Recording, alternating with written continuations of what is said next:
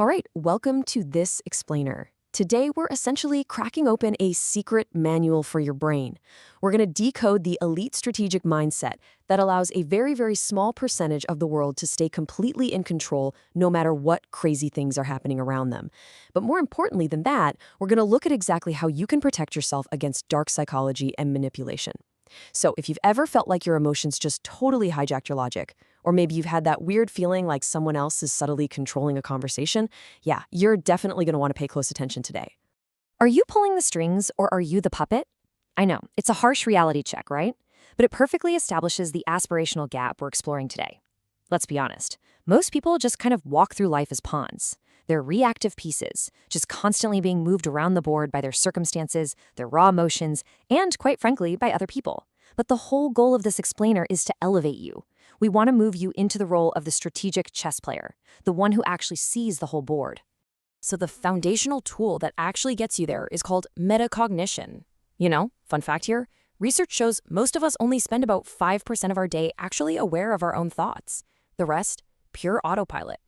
Metacognition is basically just the elite mental habit of thinking about your own thinking. When you experience a massive, overwhelming emotion, metacognition allows you to step outside of yourself and just observe that emotion, rather than completely drowning in it. It creates this space, this incredibly powerful buffer zone between what you feel and how you react. Okay, let's dive a little deeper into this. There's a stark contrast between default human nature and the mastermind mindset. A level 1 thinker is just cruising on emotional autopilot. They feel anger, they immediately yell. They feel nervous, they procrastinate. They're easily played because the reactions are just so predictable. But a level 2 thinker, our mastermind, is always observant. They don't just act blindly. They actually question their own motives. They stop and ask, wait, if I say this right now, what happens 3 steps from now? And honestly, that is how you control the game. So here is our game plan for today. We're going from pawn to chess player. We'll master emotional control and unlock thought tracking. Then we turn our focus outward, reading microexpressions, identifying manipulative plays, and finally, we'll put it all together into the mastermind framework. Let's get into section 1, pawn to chess player, awakening the mind. Moving right along to section 2, mastering your emotional control, finding the real fire. This whole transformation, it starts by waking up from that emotional autopilot we just talked about. I mean, think about it. When most people get upset, they just say, I'm angry. But that's literally like seeing smoke pouring out of a building and just assuming you know exactly where the fire is without actually going inside to check. To find the real fire, you've got to use this 4-step label and layers exercise. Step 1, identify the current emotion you think you're feeling. Step 2, pinpoint exactly who or what triggered it. Step 3 is where the real magic happens. Ask yourself if this emotion is actually masking a deeper feeling. Like, are you really angry or are you just embarrassed and trying to defend your ego? And finally, step 4, find the underlying unmet need or belief. If you just do this for, say, 30 seconds a day when you feel totally overwhelmed, you will instantly diffuse the power of those massive feelings. All right, section 3, the art of thought tracking, guarding your mind. Listen, your thoughts aren't just random background noise. They're the actual blueprints your brain is using to build your entire life. And terrifyingly enough, not all of them are originally yours. A lot of them get installed by your environment, your past, or even other people. So you've got to install a mental security camera in your head. And this is the exact question that camera needs to ask every single time a thought enters. Am I thinking this or being made to think this? You literally have to check the ID of your thoughts at the door. If a thought pops up and tells you, hey, I'm not good enough to do this, don't just accept it as a fact. Catch it. Ask yourself, is this a fact-based thought or just a fear-based thought that someone else randomly planted in my head years ago? And hey, there's actually a biological reason this thought tracking works so well. When you just blindly react to things, you are completely trapped in the limbic system. That's the emotional, super easily hijacked center of your brain. But the exact second you pause to track a thought, you physically shift your brain activity straight into the prefrontal cortex. This is your center of rational strategic thinking. It literally, and I mean literally, creates biological distance between you and your panic, totally opening the door for cold, calculated strategy. Which brings us to section 4, reading microexpressions and people, the social chessboard.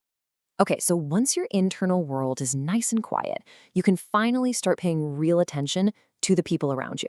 Masterminds always split their awareness in social settings. Step 1 is actively participating, sure, but step 2 is silently observing. When you slip into that silent observer role, use this SPY checklist. Watch for the leaks, right? The sudden eye shifts, a super subtle jaw clench, tiny little lip movements. Notice a hesitation before they answer your question. Boom, that's internal conflict. Spot the mirroring your body language or interrupting. That's a power play. And always keep an eye out for the fake smile and forced laughter. Those are huge flashing red indicators of hidden discomfort or guilt.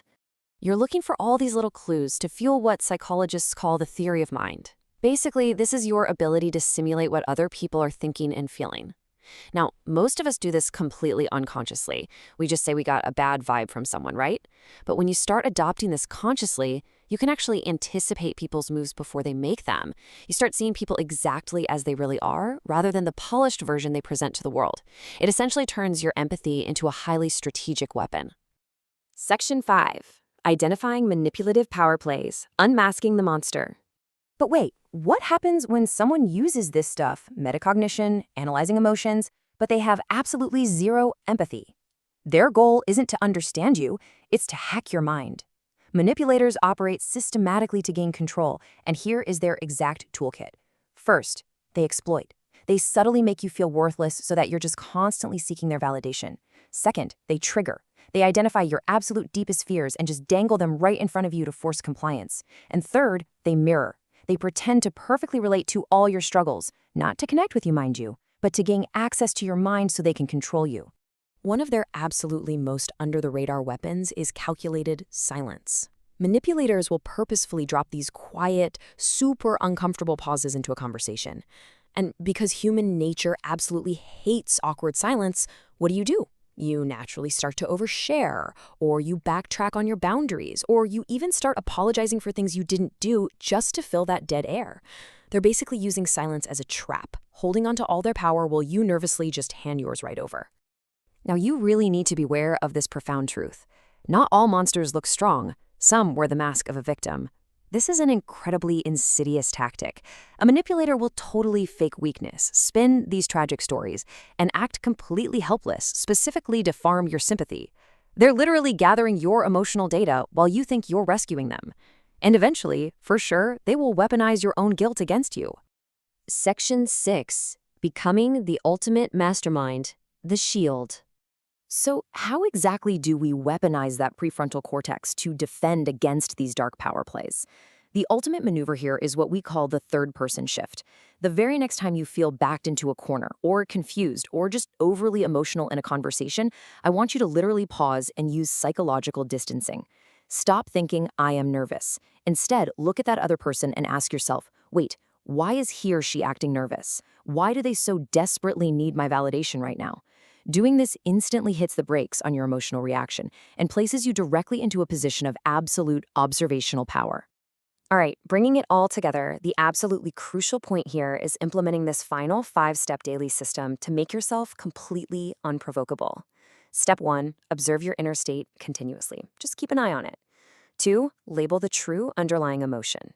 3, question the origin of your beliefs. Remember, check that ID at the door.